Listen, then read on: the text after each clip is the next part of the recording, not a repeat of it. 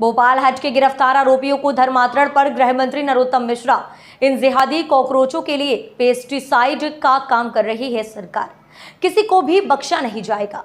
आपको बता दें कि गृह मंत्री ने कहा कि जो 16 आरोपी गिरफ्तार हुए हैं उनमें से 7 आरोपियों के धर्मांतरण की बात आई है सामने। कुछ युवक हिंदू से मुस्लिम बने, फिर युवतियों को लव जिहाद में फंसाकर बनाया मुस्लिम। पकड़े गए आतंकियों में एक ओवैसी के कॉलेज में प्रोफेसर होने के सवाल पर कहा कि अब आपसे समझ सकते हैं कि इनके तार किस किस से जुड़े हैं।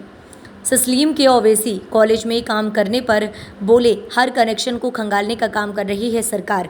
प्याज के छिलके की तरह परत दर परत होंगे खुलासे। कहा, एमपी सरकार लगातार देश विरोधी गतिविधियों में संलिप्त रहे आरोपियों पर कर रही है कार्यवाही।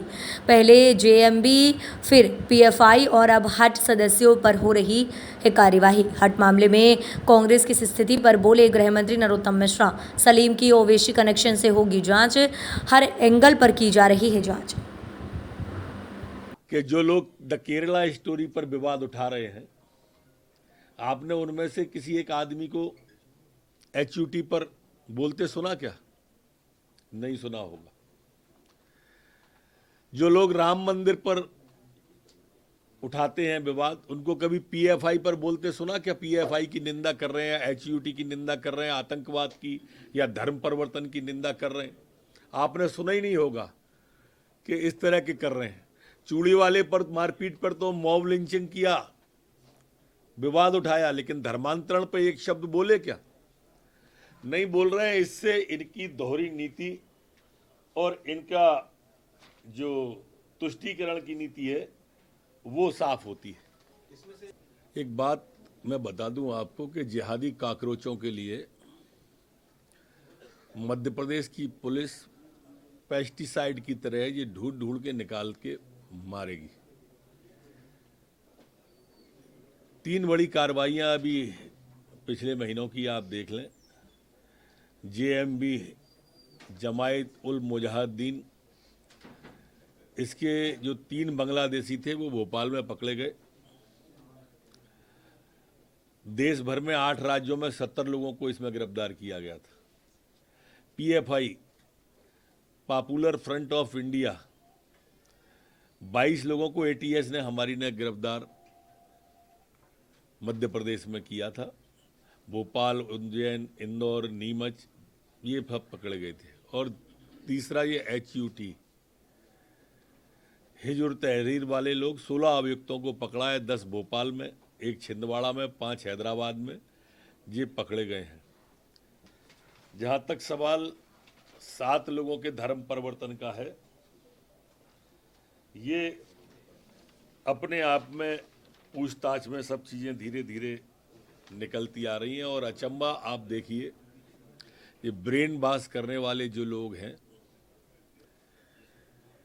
ये साधारण लोग नहीं है। एक प्रोफेसर है, एक जिम का ट्रेनर है, एक कोचिंग चलाता है, एक सॉफ्टवेयर का इंजीनियर है, एक सॉफ्टवेयर का टेक्नीशियन है। इस तरह के लोग ये लव जिहाद जैसे काम में लगे हुए थे। हिंदू बेटियों को ब्रेन वॉश करके, फंसाकर, शादी कर कर पहले लड़के बने मुस्लिम और फिर लड़कों के द्वारा उन लड़कियों को इस तरह का किया गया। मध्य प्रदेश के अंदर ऐसा कोई भी इनका षड्यंत्र चलने नहीं दिया जाएगा।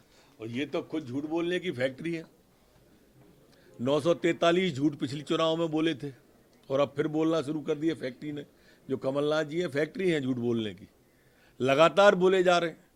किया धरा कुछ नहीं है, कह रहे मैं घोषणाएं नहीं करता। मैं 943 बता रहा हूं जो दृष्टि पत्र में, एक भी पूरी नहीं हुई और फिर नई शुरू कर दी। अचंबा ये है।